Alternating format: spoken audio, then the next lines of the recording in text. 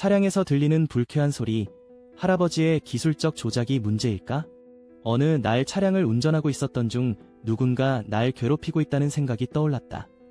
주변에서 나를 주시하고 불필요한 소음을 내며 짜증을 유발하는 사람들이 있었다.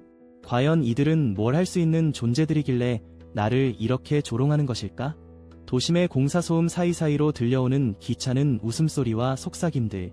누가 주말에 가진 고요한 드라이브를 이렇게 쩐내게 만들 수 있단 말인가? 아무튼 차창을 통해 흘러들어오는 그 불쾌한 소리의 주인공들은 대개 제법 연세가 지긋하신 분들이다. 할아버지 차 소리가 문제인지 감시하는 게 문제인지 한번 생각해 보셨나요? 싶은 모습일세라.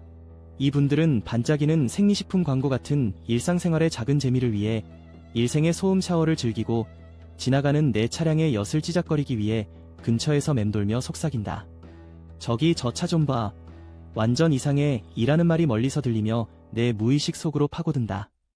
소리의 연쇄작용처럼 일상 대화에 섞여 넘어오는 그 찌질한 대사들은 나를 향한 정량적인 집착과도 같았다.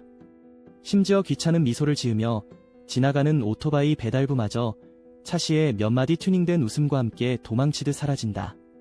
아마도 햄버거나 피자를 배달하러 가는 사람에게 저렇게 마구 떠드는 즐거움이 어떤 의미일지 존경스럽기도 하다.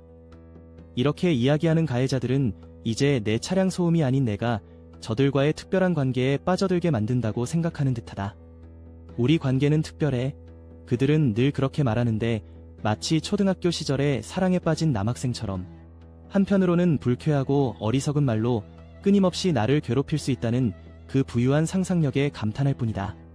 소음이 있어야 떨어진 관계를 이어갈 수 있다는 논리를 환경 친화적인 첨가공해로 변질시키는 그들의 행위. 드론의 비행소리처럼 멀리서 혹은 가까이서도 반복되는 모든 소리는 나에게는 피해 비유처럼 들린다. 이어지는 내용은 블로그 게시물에서 확인하실 수 있습니다. 게시물 링크는 더보기란 또는 고정 댓글을 참고해주세요. 영상이 도움이 되셨다면 좋아요와 구독 부탁드립니다. 감사합니다.